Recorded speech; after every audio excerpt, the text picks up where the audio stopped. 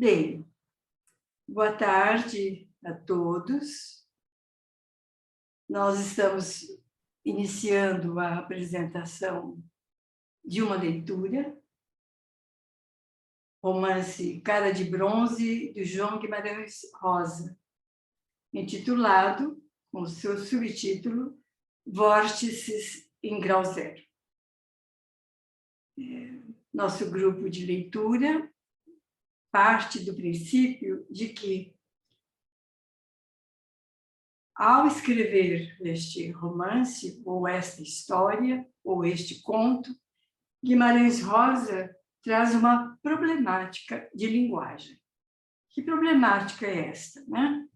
É uma problemática em que ele diz, segundo os críticos, e principalmente Pedro Xisto, a prosa acabou, ou a história acabou. Isso quer dizer que Guimarães busca, a partir dessa expressão, a inauguração da poesia na prosa. Ele quer que a prosa não seja mais contínua, tá?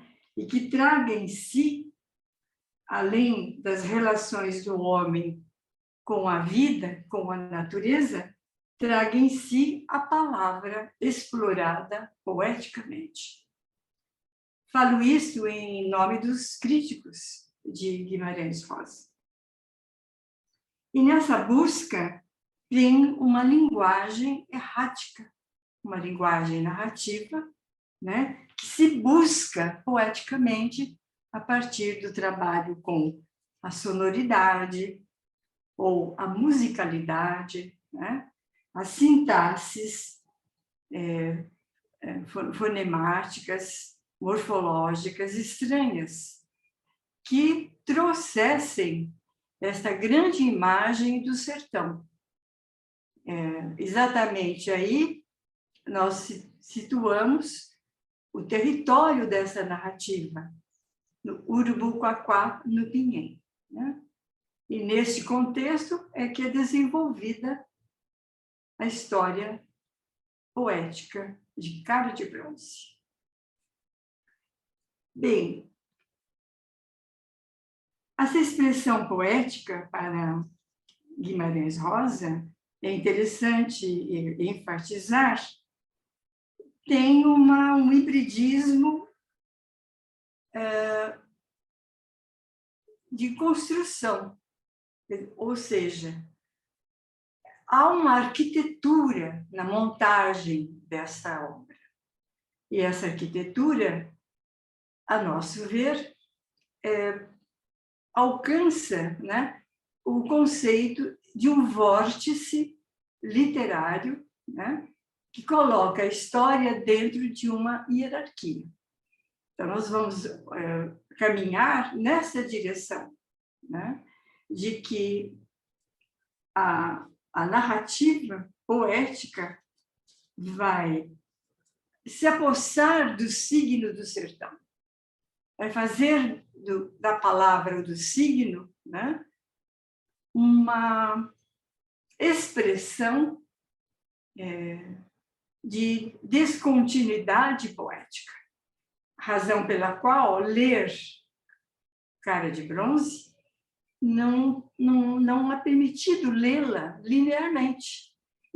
E até, eu diria, muito difícil torná-la linear, explicá-la linearmente.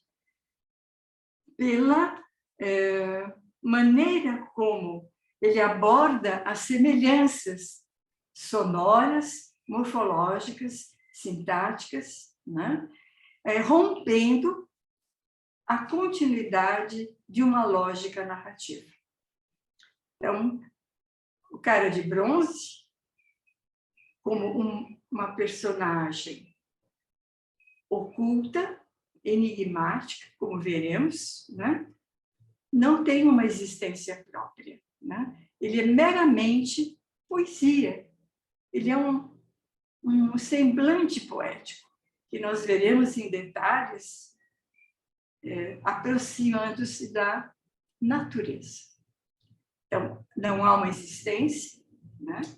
E mas dá o ponto de partida e de um centro que nós denominamos grau zero para se perseguir as etapas da narrativa ou de uma história descontínua, né? Ou seja, é uma história que se remete à natureza e seus personagens, o vento, a chuva, as flores, as plantas, o rio, as nuvens, né? São as suas personagens. Personagens que vão receber uma nominação de linguagem na narrativa ou na história. Então, temos um conceito que nos fez assemelhar à própria estrutura de Cara de Bronze, né? Em que nós nos identificamos com o vórtice, como um centro, né? Um centro receptor das narrativas imbricadas na descontinuidade. Giorgio Agamben é que traz esse conceito, que forma na crista das ondas. É uma vórtica, cuja rítmica é comparada. Aqui está um pouco difícil de eu ler tudo, deixa eu ver no meu, eu não tenho em mãos, mas o movimento dos planetas, dos planetas ao redor do Sol. Planetas ao redor do Sol. Tem sua estrutura rítmica em espiral, e seu centro tem o raio igual a zero. E a pressão? E a pressão menos infinito. Infinito. Cada nome é um nome próprio. São vórtices no devir histórico das línguas, em que a tensão semântica. A tensão semântica e comunicativa da linguagem turbilhona em si mesma, até igualar-se a zero. Aí, no nome, nada chamamos. No nome, chamamos apenas. No vórtice da nominação, o signo linguístico intensifica-se ao extremo para desaparecer como signo. E o poeta emerge nesse vórtice, em que torna-se novo nome e precisa retomar palavras significantes do fluxo do discurso e jogá-las no turbilhão. Uma belíssima definição de vórtice, em que vocês já captam, né, o movimento desses vórtices, dando a história dos nomes, da linguagem, né, que num girar contínuo igualam-se a zero, ou grau zero.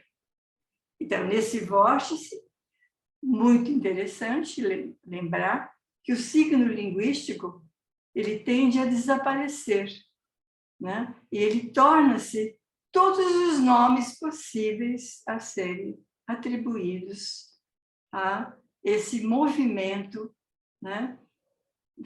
Que se forma na crista das ondas. Então, o poeta é que só o poeta consegue fazer isso, né? Ele precisa retomar o quê? Os significantes desse fluxo do discurso e jogá-las novamente como uma pedra num lago tranquilo e sereno, né? Então, essa figura, ela nos remete a uma arquitetura da grande história de Cara de Bronze.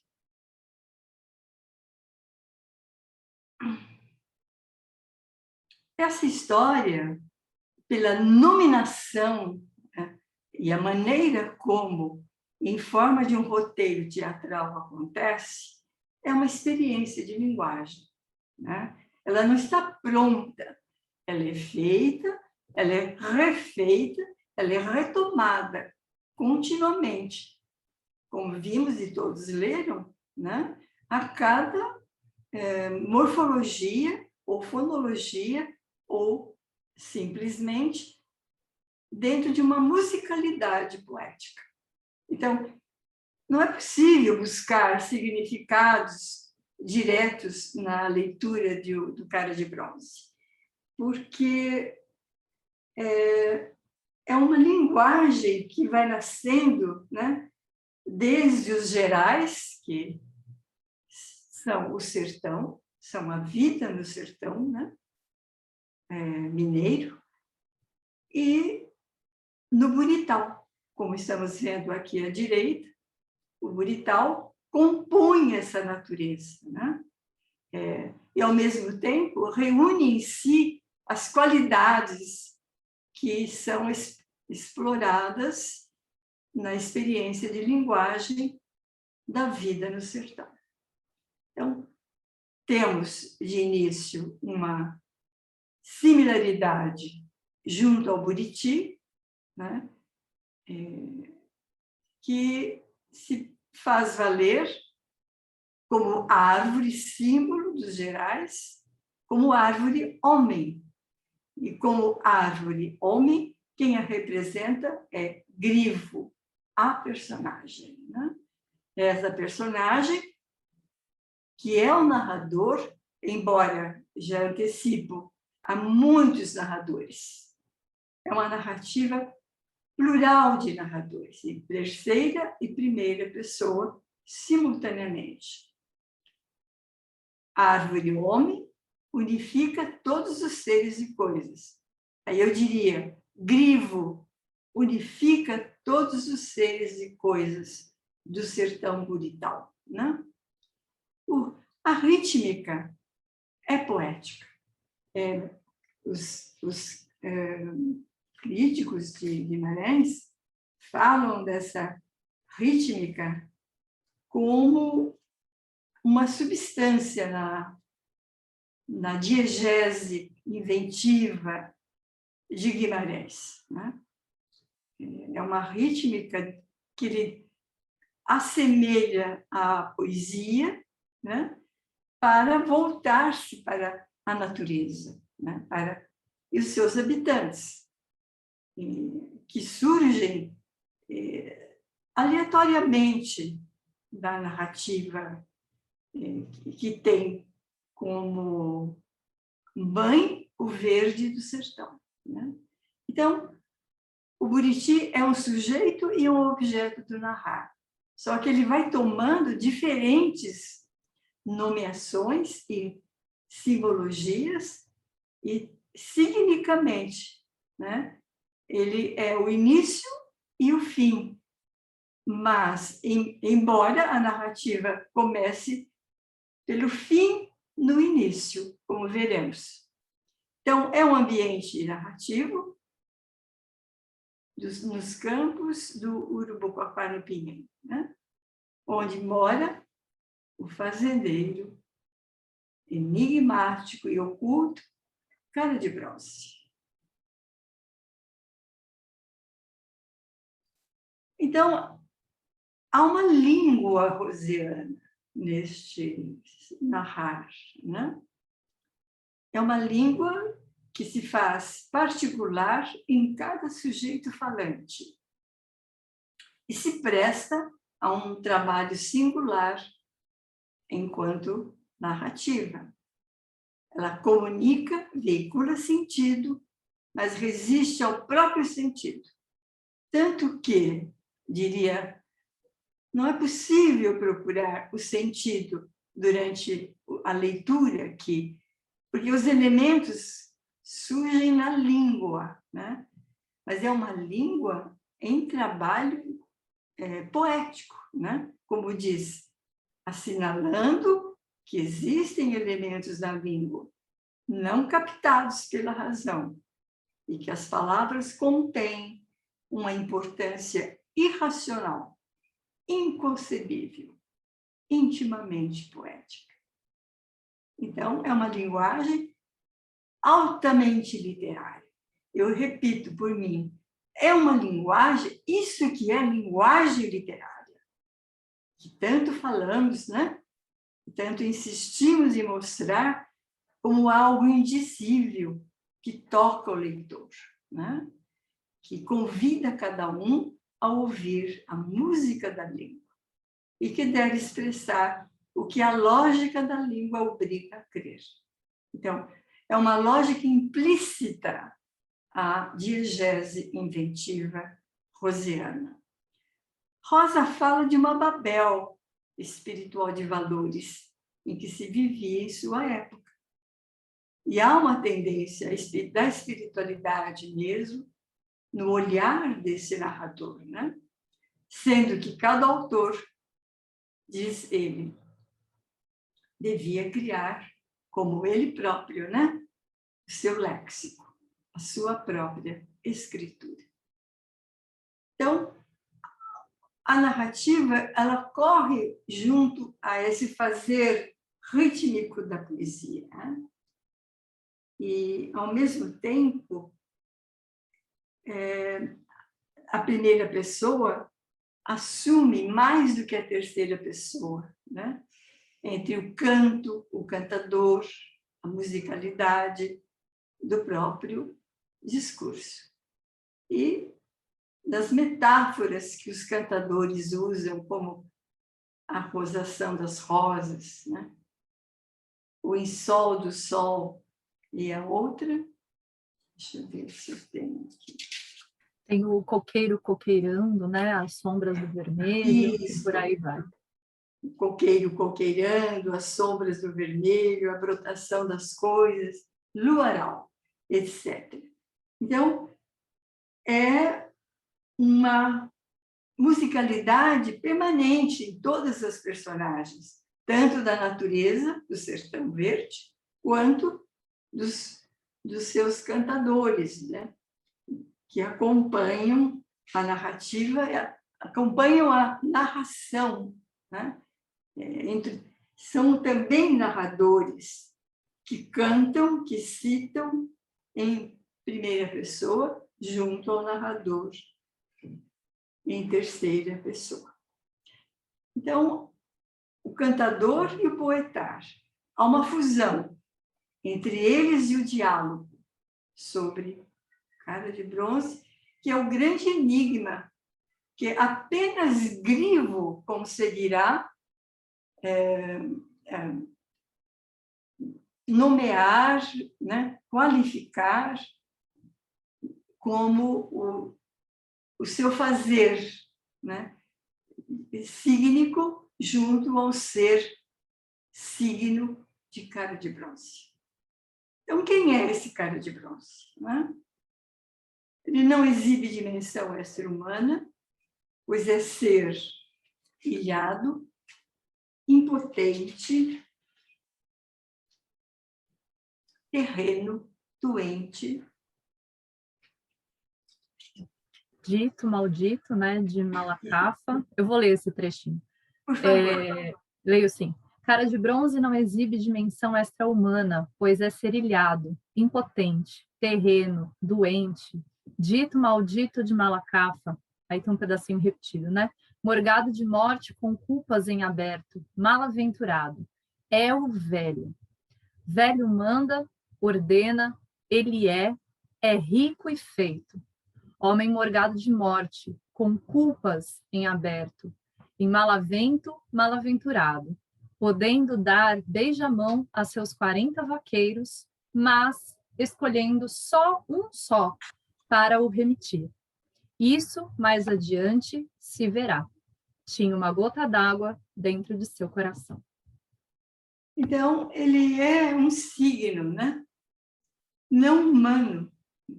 E, ao mesmo tempo, ele é o centro de uma verdade, né? Que é cultuada por seus 40 vaqueiros. E não tem herança. Não é filho do pai, não é filho do homem, é o homem que não quis ter filhos, portanto, não tem herança, não tem herdeiros, né? Não fez gerações. É um processo de consciência que indaga a vida, a experiência de linguagem. Então, assim ele é construído, né?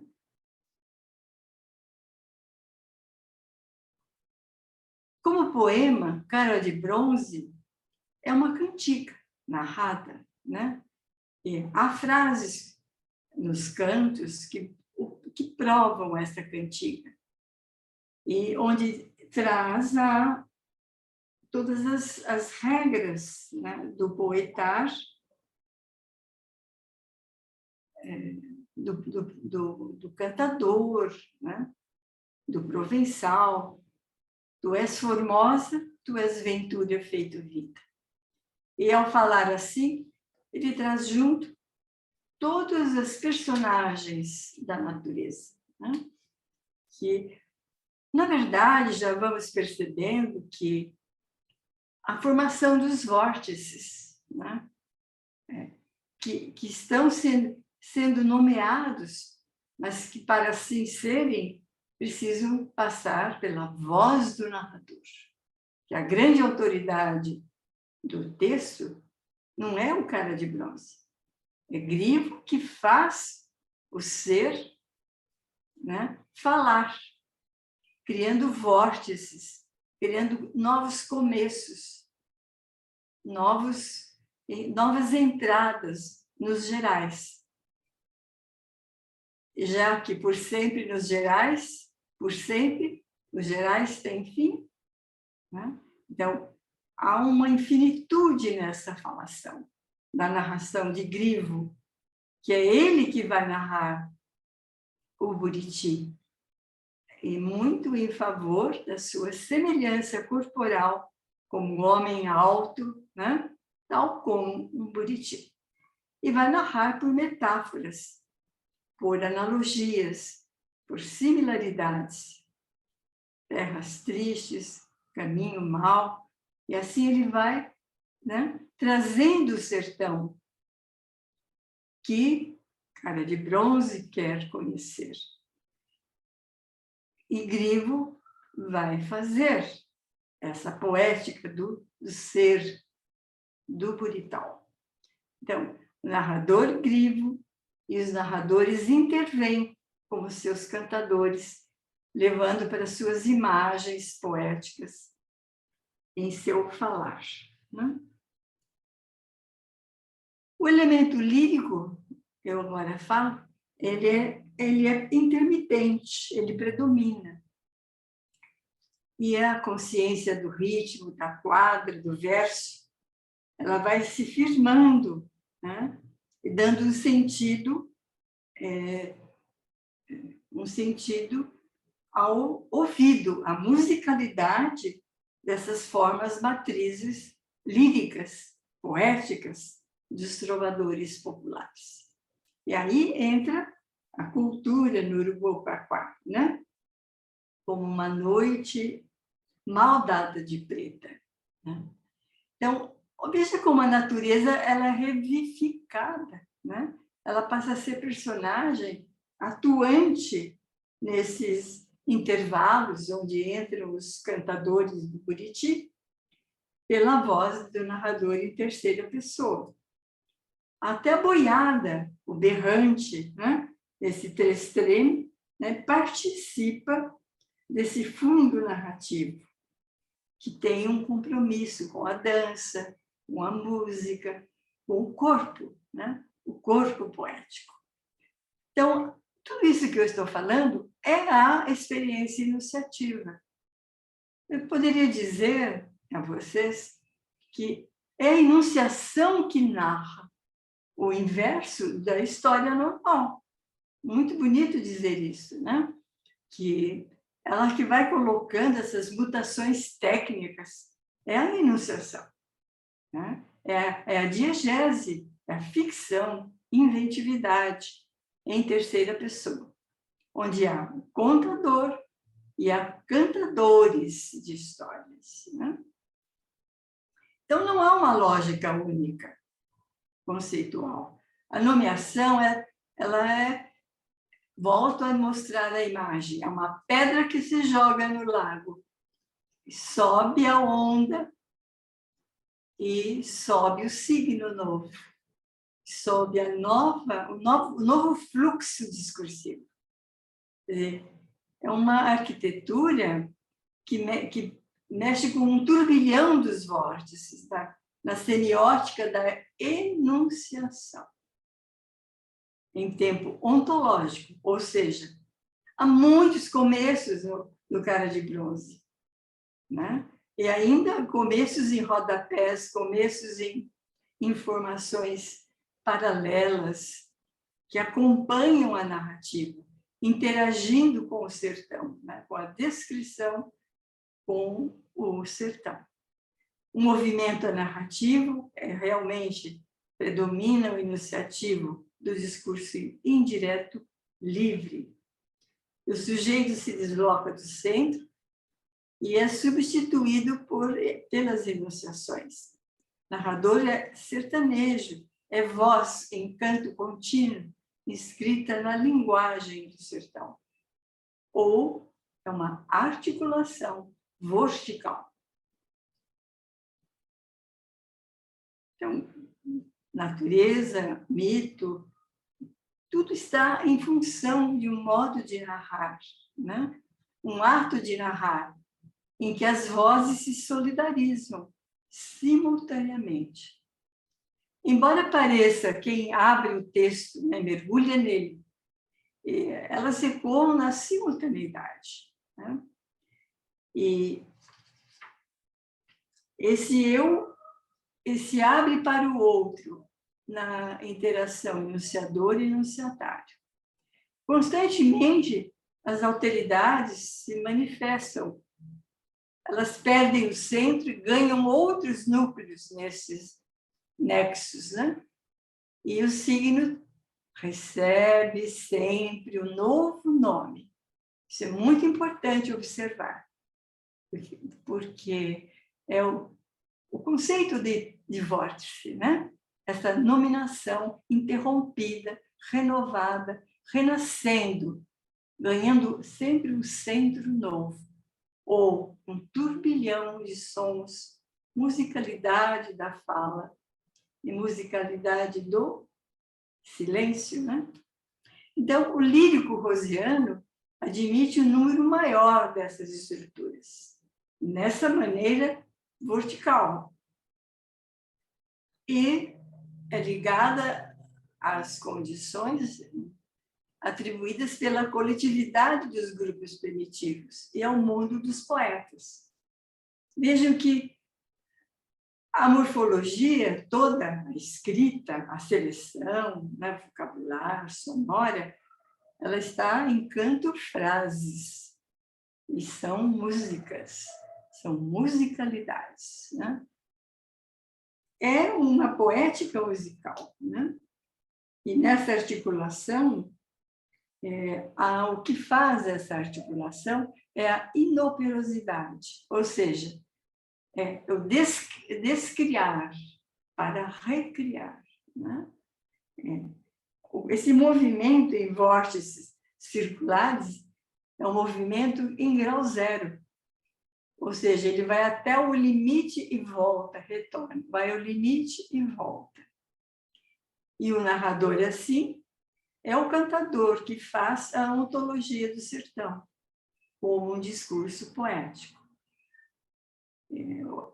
O ato criador é contínuo, né? E faz ele que constrói o roteiro, esse vórtice que constrói o roteiro. É um roteiro que sempre aparece ao leitor, sob títulos de abertura, né? Interior, na cobertura, alta manhã. Então, ele abre cenários múltiplos na composição em vórtices.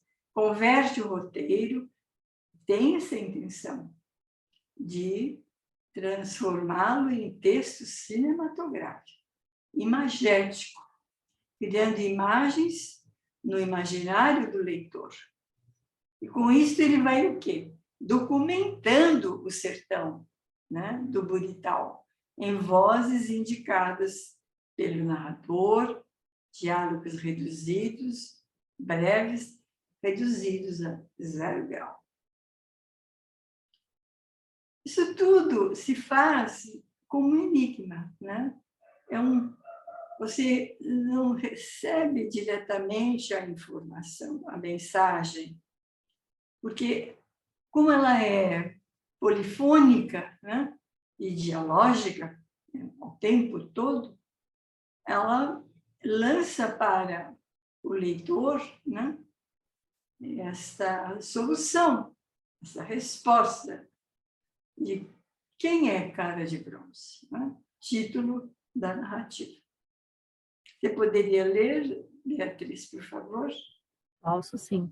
Bom, então ele assume vários nomes, né? Então essa já é uma grande questão que sustenta ou alimenta esse enigma, né? Qual de fato é o nome de Cara de Bronze? A gente conhece uma alcunha, né? Um apelido, um nome popular pelo qual ele é conhecido, mas ele tem todos esses nomes, né? Então, não vou nem me atrever a ler todos, mas a gente vai se concentrar nessa descrição desse, vamos dizer assim, personagem fantasmal, né? Porque ele está ali na narrativa, mas ele não está, todos o veem, ele os observa, né? Mas ele não aparece ali de uma forma constituída mesmo como um personagem formado, ele é um gesto de um personagem. Então, Cara de Bronze, tigrão de homem, temido, sabe de tudo sem sair do quarto. Então, ele observa tudo que acontece de dentro do quarto, né? Velho, com cara de bronze. Então, é uma característica dele, né? Textão, cara quadrada com rugas, cabelo corrido, cabeça grande e branco do olho amarelado, olhos pretos e tristes, nariz grande acuado, lábios finos, não ri, queixo protuso e gogó enorme, bochechas ocas e amargo, voz triste e meio surdo, atormentado e quer saber o porquê da vida. Teimoso e calado, pensa sem falar, acredita em mentiras e não gosta de nada, mas gosta de tudo. Só sabe mandar, vagaroso, acredita em viagens, veste roupas pretas, anda sozinho em beiras d'água. Mel do fel dessa tristeza preta, bom no sol e ruim na lua. Então, ele é um enigma na própria narração, né? Mesmo, no próprio enunciado ele é enigma, né, José? Então, e responde ao vórtice, né? No sentido de que ele é tudo, né? E não é nada, né? E esse nada é tudo, é no nada, né? Esse núcleo semântico, né? Que tudo reúne no Cara de Bronze. Tudo se reúne nessa descrição. E ele é um roteiro, e ao mesmo tempo é uma narrativa poética, e convertido em imagens enigmáticas, né? Então, esses vórtices exatamente nos ajudaram a ler e a entender essa composição onde o centro se desloca continuamente, né? Até a Beth depois pode nos ajudar a entender como é que esse centro, esse foco, né, deslocado das vozes, como imagem, o que acontece com essa qualificação narrativa, né? Esse vórtice que ele é um método, ele é metodológico, né? Então, as palavras são significantes nesse fluxo, no turbilhão dos vórtices. E é uma mudança de ajustes contínuos do foco do campo focal. São técnicas, nós, se fôssemos concretizar, são técnicas da enunciação, fiéis a esse roteiro, né? E, na verdade, é uma construção semiótica, é uma construção de sistemas de signos que se reúnem, né? Que tentam se aproximar ao grau zero, né? E para mostrar uma outra história, um outro tempo narrativo, de muitos começos ao mesmo tempo. Acho que é isso que a gente descobriu, que muito apreciei, né? Que faz a interação social com o sertão dos Buritis. Então, aí eu tentei mostrar, né, que o vórtice 1 1, 2, 3 até o 10º, eles têm um fluxo para as histórias, né, que entram na história. Né? Então, são histórias dentro de uma grande história do Cara de Bronze. Né? Então, você tem o narrador, no cantar, no contar, a chegada de Grivo do Burital. Que a narrativa começa com Grivo chegando, todos esperando, 2 anos depois. Então, essa chegada aqui é o núcleo da narrativa, o centro zero. Né? Grivo chegou. E o que ele foi fazer lá? E quem ele trouxe? Quem mandou? Né? Aí vem todas as perguntas que só o Cara de Bronze sabe. E não sabe, porque ele não aparece, ele não fala. Tudo ele fala em enunciações. Né? Então, a narrativa já começa com o fato do passado, tornado presente. Então, o vórtice 2 já entra na roda do cantar dos vaqueiros. E dentro dessa roda, há as histórias do cantador. Né? E todas se remetem e unem a natureza à própria narrativa central. Vórtice 3. A 4 é o próprio Grivo, trazendo a sua história da noiva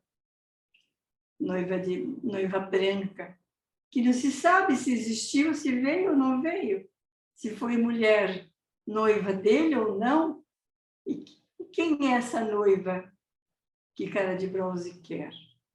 E o que é que ele, Cara de Bronze, quis ao enviá-lo ao sertão? Então, a história de Cara de Bronze está dentro da história de Grivo, né? Como um vórtice 5. O vórtice 6 são os vaqueiros, a sua história. Dentro dessa história está a história de Tadeu, que é uma personagem importante, que prediz, que sabe, né? Que atua nessa construção do enigma. No vórtice 8, a história dentro da história de Tadeu e de Grivo. Quem é essa moça de olhos verdes? Né?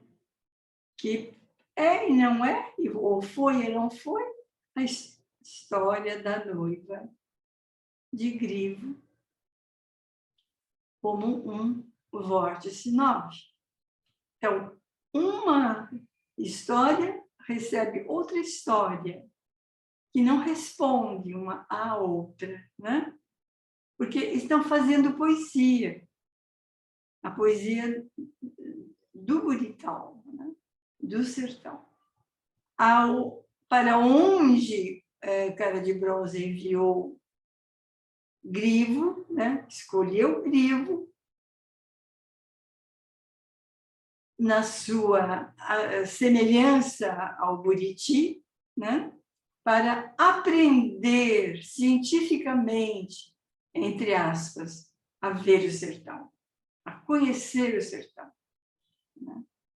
A aprender do sertão as suas narrativas, né? Suas narrativas circulares.